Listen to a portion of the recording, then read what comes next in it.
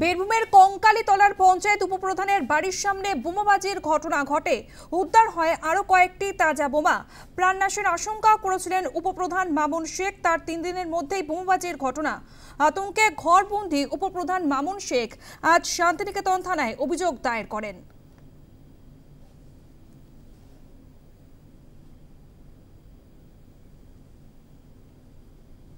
মালদার ঘটনার পর তিনি আতঙ্কিত এবং তার বাড়িতে শনিবার যেভাবে বোমাবাজি হয়েছে তাতে তিনি শঙ্কিত। বাড়িতেই তিনি রয়েছেন। তিনি কঙ্কালী পঞ্চায়েতের উপপ্রধান।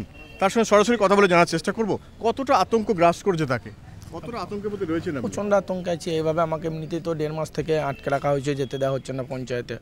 মমতা বন্দ্যোপাধ্যায়ের যে সমস্ত উন্নয়নমূলক কাজ সেগুলো করতে পারছি না।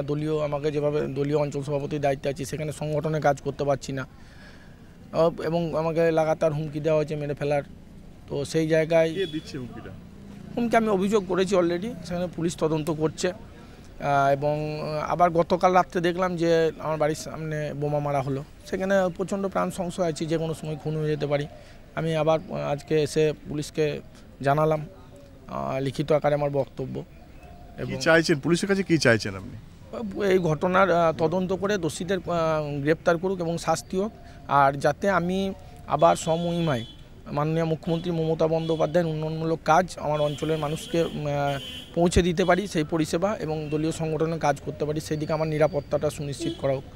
আজকে সভাধিপতি কাজল শেখ বলেছে পুরো গল্প তিনি ঘটিয়েছেন, তিনি ঘটনা ঘটিয়েছেন এবং তিনি নিরাপত্তারক্ষী নেওয়ার জন্য মূলত এই বোমাবাজি করেছেন। দেখুন, যেখানে তদন্ত চলছে সেইখানে কে কি বলল সেটা তার ব্যক্তিগত মত। তিনি কি বলেছেন তিনি ভালো জানবেন। কিন্তু আমার মনে হয় যে কোনো ঘটনা ঘটলে যেখানে তদন্ত চলছে সেইখানে এরকম মন্তব্য করে তদন্তটাকে বন্ধ করে দেওয়া বা তদন্তর গতিপথ চেঞ্জ করে দেওয়া উচিত নয়। আমিও একজন তৃণমূল কংগ্রেসের একনিষ্ঠ কর্মী। 2006-07 সাল থেকে তৃণমূল কংগ্রেস করে আসছি এবং তাকে নিয়েও আমি 2023 এবং 24-এর যে নির্বাচন কঙ্কালীতলা অঞ্চলে আমার সঙ্গে থেকেই তিনি উপস্থিত। লোকসভা ভোটে 6000 ভোটে আমার নেতৃত্বেই কিন্তু কঙ্কালী অঞ্চলে জয়লাভ হয়েছে। তখন কিন্তু তিনি আমার সঙ্গেই আমার সম্মঞ্চে তাকেই দেখা গিয়েছে।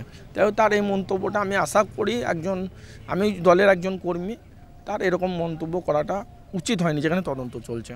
অনুব্রত মণ্ডলের দল করেন আপনি, অনুব্রত মণ্ডল কোনো আশ্বাস দিয়েছে আপনাকে? অনুব্রত মণ্ডলের দল নয়, আমি দল করি মমতা বন্দ্যোপাধ্যায়ের দল করি, তৃণমূল কংগ্রেস দল করি। মমতা বন্দ্যোপাধ্যায় অনুব্রত মণ্ডলকে জেলা সভাপতি করেছেন, তিনিই চেয়ারম্যান করেছেন। তো বীরভূম জেলায় আজকে যারাই আমরা তৃণমূল কংগ্রেস করছি সবাই তো অনুব্রত মণ্ডলের হাত ধরে রাজনীতি শিখেছি। তা কাজল শেখ তিনিও তো বলেছেন যে অনুব্রত মণ্ডল আমার অভিভাবক, অনুব্রত মণ্ডলের হাত ধরে আমরা রাজনীতি করি। তাই কাজল শেখেরও নেতা অনুব্রত মণ্ডল, আমারও নেতা অনুব্রত মণ্ডল, এখানে অন্য কিছু ব্যাপার নেই। কতটা শঙ্কিত রয়েছেন আপনি? শঙ্কিত, আমি তো বাড়ি থেকে বেরোতে পারছি না, প্রাণ সংশয়। তো দেখলেন আপনারা আছেন, আমি সমস্ত কর্মীদেরকে নিয়ে গ্রামের লোকজন কয়েকজনকে নিয়ে এলাম, পুলিশকে জানালাম, আবার এদেরকে নিয়েই সঙ্গে করে বাড়ি ফিরে যাব। একেবারে তিনি শঙ্কিত অবস্থায় শান্তিনিকেতন থানাতে অভিযোগ দায়ের করেছেন এবং তিনি চাইছেন পুলিশের নিরাপত্তা এবং তাকে নিরাপত্তা দিয়ে কঙ্কালীতলা পঞ্চায়েতে নিয়ে যাওয়া হোক। তাহলে মানুষের জন্য যদি কাজ করতেন সেই কাজ আবার বহাল থাকবে বা কাজ তিনি করতে পারবেন আগামী দিনে এবং মানুষকে পরিষেবা দিতে পারবেন।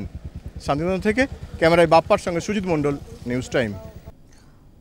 কঙ্কালীতলা পঞ্চায়েত উপপ্রধানের বাড়িতে বোমাবাজির ঘটনা মিথ্যে এবং সাজানো, পাল্টা বললেন বীরভূম জেলা পরিষদের সভাধিপতি কাজল শেখ। কি বলেছেন তিনি শুনব। কঙ্কালীতলা গ্রাম পঞ্চায়েতের স্থানীয় বাসিন্দা যারা আছে, এখানে 115টা ছোট ছোট রুম তৈরি করা হয়েছে কঙ্কালীতলা পঞ্চায়েত উন্নয়নের স্বার্থে। সে 115 জন অভিযোগ করেছে তাদের কাছ থেকে লক্ষাধিক করে টাকা নেওয়া হয়েছে বিনা রসিদে। বোলপুর শান্তিনিকেতন থানাতে ওনার বিরুদ্ধে করা হয়েছে, যেটুকু আমার জানা আছে। সেই অভিযোগের ভিত্তিতে এরিয়ার মানুষ একটু উত্তপ্ত আছে, সেই ভয়ে ভীত হয়ে উনি হয়তো পুলিশ প্রোটেকশন পাবার জন্য এই ধরনের যে মিথ্যা সাজানো ঘটনা তিনি করছেন বলে আমার মনে হয়। অর্থাৎ বীরভূম জেলায় না কোনো বোম ছিল, না কোনো গুলি ছিল।